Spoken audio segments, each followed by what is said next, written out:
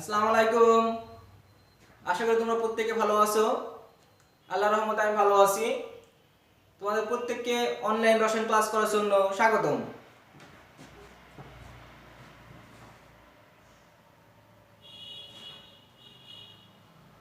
আজকে আলোচ্য বিষয় গ্লাইকোসাইড বন্ড ও পেপটাইড বন্ড।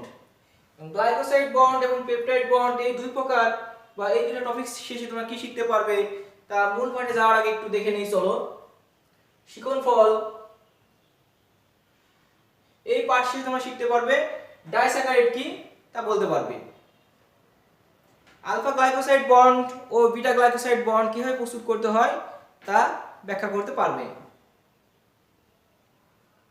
বা পেপটাইড বন্ধন কিভাবে গঠিত হয় সেটাও তোমরা বর্ণনা করতে পারবে। এখন ডাইস্যাকারাইড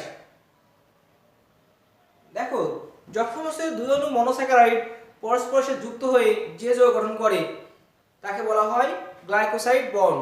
এবং এই গ্লাইকোসাইড বন্ড যে যৌগের বা যে যৌগ সৃষ্টি হয় ওই যৌগটিকে বলা হয় ডাইস্যাকারাইড। যেমন যদি দুই অণু গ্লুকোজ পরস্পরের সাথে যুক্ত হয়ে যে যৌগ উৎপন্ন করে সেটা হচ্ছে ডাইস্যাকারাইড। যেমন কি মল্টোজ সুগার, দুই অণু গ্লুকোজ পরস্পরের সাথে যুক্ত হয়ে মল্টোজ সুগার উৎপন্ন করবে, তাহলে মল্টোজ সুগার হচ্ছে ডাইস্যাকারাইড। এখন দেখো আমরা গ্লাইকোসাইড বন্ড দেখব। গ্লাইকোসাইড বন্ড মূলত দুই প্রকার,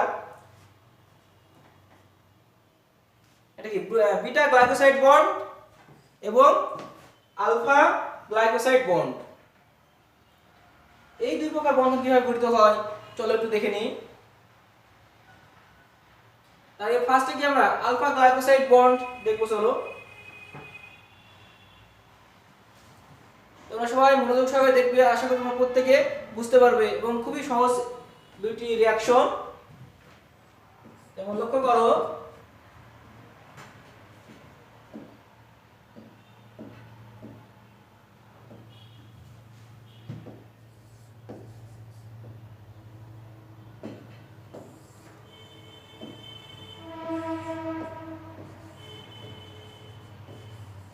আলফা গ্লাইকোসাইড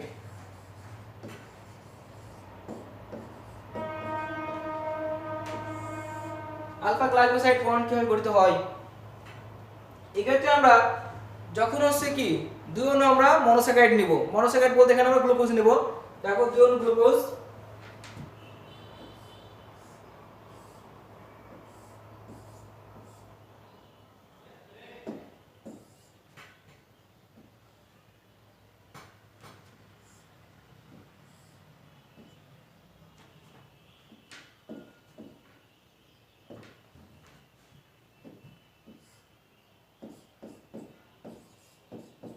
দেখো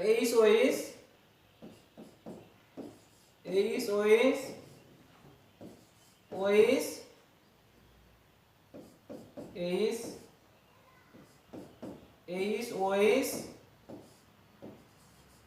CH2 OH H।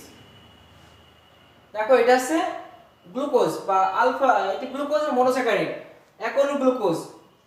ঠিক আছে, তোমরা লেখার সময় এবার লিখবে, লেখার পরে ফার্স্টে OH দিবে, দেওয়ার পরে এই প্রথম এটা এক নম্বর কার্বন, দুই নম্বর কার্বনে কি OH এবং পরের কার্বন উল্টাই দিবে, OH এর উপরে H আসবে নিচে। পরের কার্বনে আবার যেহেতু এখানে OH উপরে আছে তবে তোমরা H দিবা উপরে, OH দিবা নিচে, এবং পরের কার্বনে এসে CH2OH নিচে OH। এটা হচ্ছে একটি মনোস্যাকারাইড। তাহলে আমরা কি বললাম, দুই অণু আমরা মনোস্যাকারাইড নেব।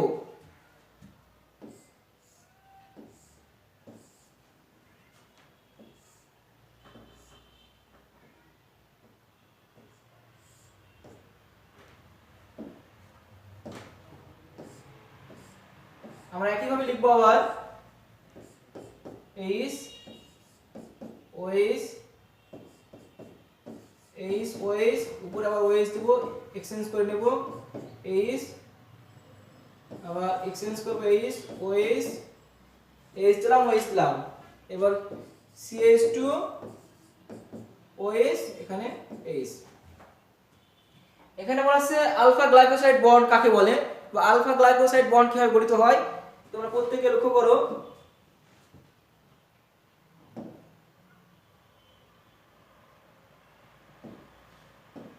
দেখো এক্ষেত্রে দুই অণু হচ্ছে মনোস্যাকারাইড আছে, মনোস্যাকারাইডের প্রথম প্রথম যে মনোস্যাকারাইড আছে গ্লুকোজ, এই গ্লুকোজের প্রথম কার্বনের OH এবং দ্বিতীয় কার্বন অর্থাৎ দ্বিতীয় যে মনোস্যাকারাইড আছে যে গ্লুকোজ, এই দ্বিতীয় মনোস্যাকারাইডের 4 নম্বর কার্বন, দেখো 1 2 3 4 4 নম্বর কার্বন OH। তাহলে প্রথম মনোস্যাকারাইডের হচ্ছে প্রথম কার্বনের OH প্লাস দ্বিতীয় মনোস্যাকারাইডের হচ্ছে কি থাকবে 4 নম্বর কার্বন OH। এই দুইটা OH মিলে কি এখনো পানি অপসারিত হবে। যদি এখনো পানি অপসারিত হয়, দেখো এখানে যদি পানি যদি অপসারিত হয়ে যায় কি উৎপন্ন করবে, আমাদের গ্লাইকোসাইড বন্ড উৎপন্ন করবে। কিন্তু এখানে একটু বিষয় লক্ষ্য করে দেখো, আমরা মূলত এখান থেকে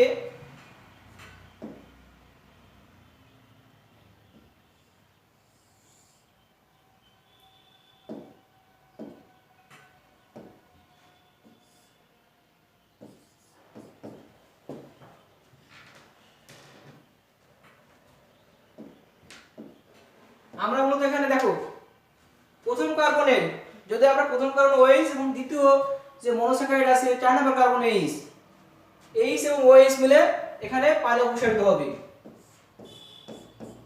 এখানে পানি অপসারিত হয়ে যাবে। বুঝতে পারছো এখানে কি তাহলে কি প্রথম যে গ্লুকোজের প্রথম কার্বন OH এবং দ্বিতীয় যে গ্লুকোজ আছে ওই গ্লুকোজের 4 নম্বর কার্বন H মিলে পানি অপসারিত হবে। এখন পানি অপসারিত হয়ে এখানে C bond O bond C উৎপন্ন করবে, এই জাতীয় একটা বন্ড তৈরি করবে। এই বন্ডকে বলা হয় গ্লাইকোসাইড বন্ড। কি গ্লাইকোসাইড? আলফা গ্লাইকোসাইড বন্ধন বলা হয়।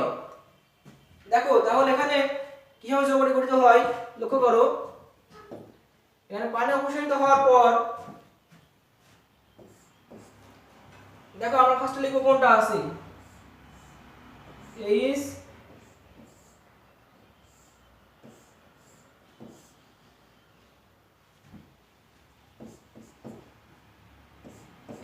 OH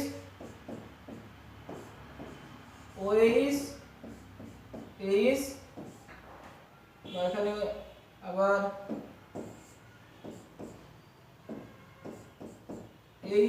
OH CH2 OH এটা থাক, আমরা একটু ই করে দেখো পরবর্তীতে আবার আমরা লিখব O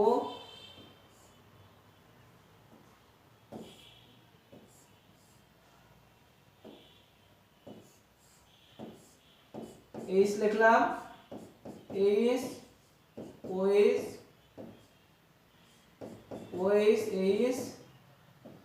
আবার এখানে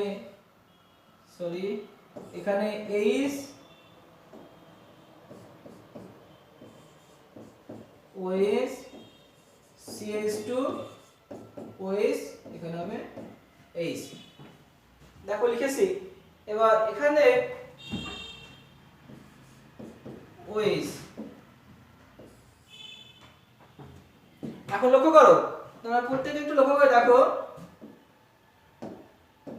আমরা প্রথম কার্বনের OH আর দ্বিতীয় যে মনোস্যাকারাইড আছে তার হচ্ছে 4 নম্বর কার্বন H, বা আমরা এক্সচেঞ্জ করতে পারি এই কার্বনের H এবং এই যে স্যাকারাইড আছে এই কার্বনের আছে OH মিলে পানি অপসারিত হতে পারি।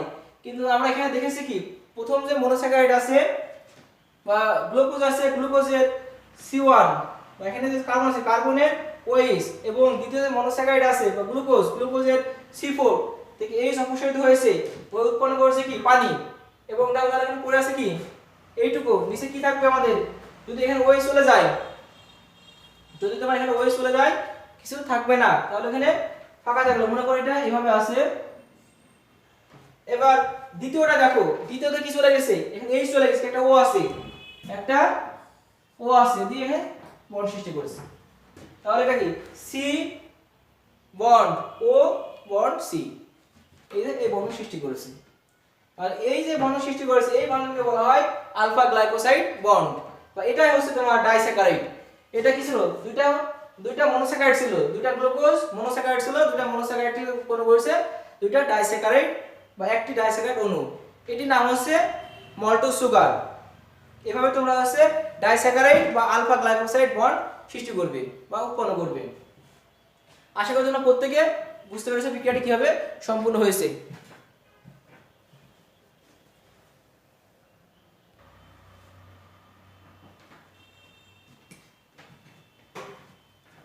এবার আমরা বিটা গ্লাইকোসাইড বন্ড কিভাবে গঠিত হয় দেখবো। চলো আমরা বিটা গ্লাইকোসাইড বন্ড কিভাবে উৎপন্ন হয় আমরা দেখে নিই। তাহলে এখানে আমরা কি করেছি, আলফা গ্লাইকোসাইড বন্ড কিভাবে সৃষ্টি হয় সেটি দেখলাম, এবং আলফা গ্লাইকোসাইড বন্ড আরেকবার একটু লক্ষ্য করে দেখো,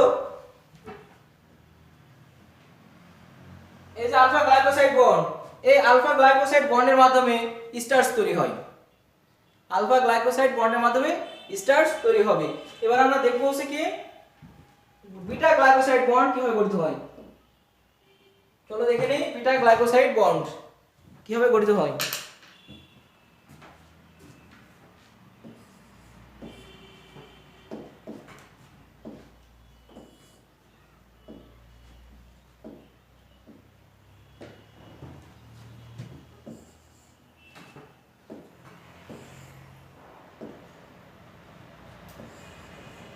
বিটা গ্লাইকোসাইড বন্ড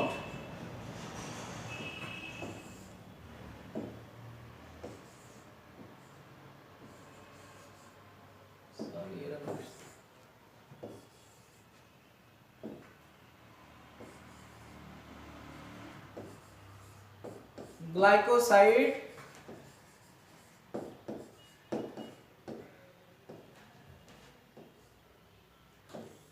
এটি কিভাবে গঠিত হয় চলো একটু দেখে নিই। অনুরূপভাবে এখানেও কি দুইটা আমাদের কি লাগবে, ডাইস্যাকারাইড লাগবে, দুই অণু গ্লুকোজ বা মনোমার বিক্রিয়া করবে।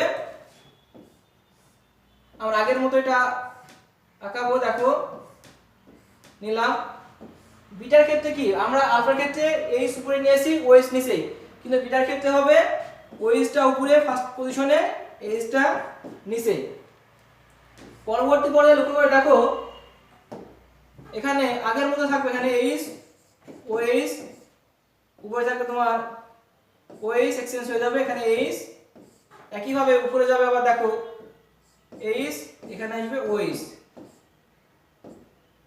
এখানে CH2 OH এখানে H। অনুরূপভাবে আরেক অণু কি থাকবে,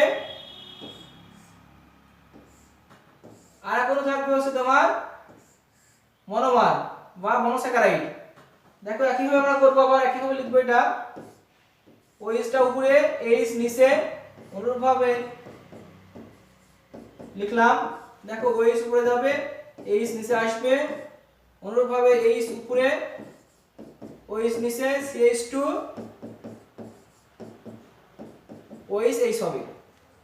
এখন এক্ষেত্রে কি ঘটবে, এক্ষেত্রে তোমাদের যখন আমি বললাম কি তোমাদের বলা হয়েছে কি যে প্রথম যে মনোস্যাকারাইড বা মনোমার আছে, এখানে তোমার যে গ্লুকোজ এর C1 এর OH, তাহলে C1 এর OH এবং যে দ্বিতীয় যে মনোমার আছে বা মনোস্যাকারাইড আছে, এই মনোস্যাকারাইডের C4 এর মনে করো আমি C4 এর H, এই দুটো মিলিত হয়ে এখনো পানি উৎপন্ন করবে, এখনো পানি গঠন করে বা উৎপন্ন করে যে আয়ন সৃষ্টি করবে সেটাই বিটা গ্লাইকোসাইড বন্ড।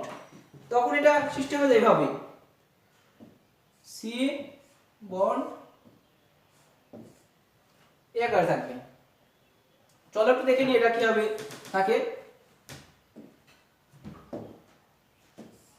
দেখো এখানে, তাহলে এখানে কি উৎপন্ন হয়েছে, পানিটা আমরা লিখে দিলাম। এবার দেখো এখানে আমরা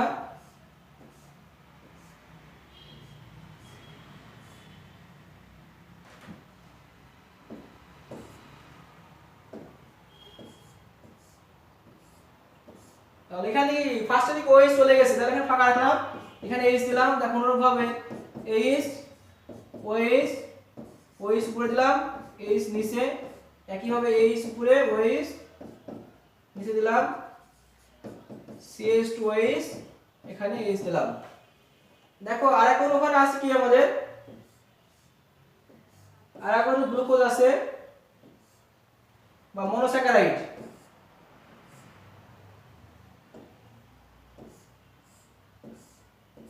OH H H OH OH উপর এক্সচেঞ্জ করবে H নিচে। তবে আমাদের এখান থেকে কি গেছে দেখো, এখানে H, এখান থেকে একটা H চলে গেছে, তাহলে এখানে O আছে, তাকে এটা পরে লিখতেছি CH2OH, দেখো এখানে H লিখলাম। তাহলে আমরা লিখেছি। এবার তোমরা লক্ষ্য করো প্রথম কার্বনে এই যে প্রথম এই গ্লুকোজের OH আর এখানকার H, তাহলে এখান থেকে পানি উৎপন্ন হয়ে গেছে, তাহলে এখানে কিছু থাকবে না, এখানে দেখো কিছুই নেই, বাট এখানে কি একটা অক্সিজেন আছে, তো অক্সিজেন কোথায়, এই যে এভাবে যুক্ত হয়েছে। তারপরে এখানে কি সি বন্ড ও বন্ড সি, দেখো এভাবে বন্ড সৃষ্টি হয়েছে, এই বন্ডটিকে বলা হয় বিটা গ্লাইকোসাইড বন্ড, এভাবে বিটা গ্লাইকোসাইড বন্ড তৈরি করবে। তাহলে এখানে বলতে বিটা গ্লাইকোসাইড বন্ড কাকে বলে, যখন দুই অণু মনোমার বা মনোস্যাকারাইডের প্রথম মনোস্যাকারাইডের C1 এবং দ্বিতীয় যে মনোস্যাকারাইড আছে এর C4 এর হাইড্রোক্সাইড এবং হাইড্রোজেন পরস্পরের সাথে মিলিত হবে, মিলিত হয়ে পানি উৎপন্ন করবে, এবং বাকি অংশ দেখো সি বন্ড ও বন্ড সি উৎপন্ন করেছে, এই বন্ডটিকে বলা হয় গ্লাইকোসাইড বন্ড। এভাবে গ্লাইকোসাইড বন্ড উৎপন্ন করবে। এবং এখানে মূলত গ্লাইকোসাইড কি বন্ড, আলফা না, এটা beta glycoside bond, glycoside bond beta, beta glycoside bond মূলত সেলুলোজ তৈরিতে ব্যবহার করা হয়, সেলুলোজ তৈরিতে বিটা গ্লাইকোসাইড বন্ড ব্যবহার করা হয়। আশা করি তোমরা আলফা গ্লাইকোসাইড বন্ড ও বিটা গ্লাইকোসাইড বন্ড কিভাবে গঠিত হয় সেটি বুঝতে পেরেছো। এখন এই আলোকে তোমাদের বাড়ি কাজ থাকবে, তোমরা প্রত্যেকে আলফা গ্লাইকোসাইড বন্ড ও বিটা গ্লাইকোসাইড বন্ড কিভাবে গঠিত হয় সুন্দরভাবে ব্যাখ্যা করবে এবং বিক্রিয়াগুলো বারবার প্র্যাকটিস করবে, দিয়ে গ্রুপে সাবমিট করবে। যদি কারো কোনো প্রবলেম থাকে তোমরা অবশ্যই আমাকে জানাবে, এবং তোমরা প্রত্যেকে ভালো থাকো, সুস্থ থাকো, আল্লাহ হাফেজ।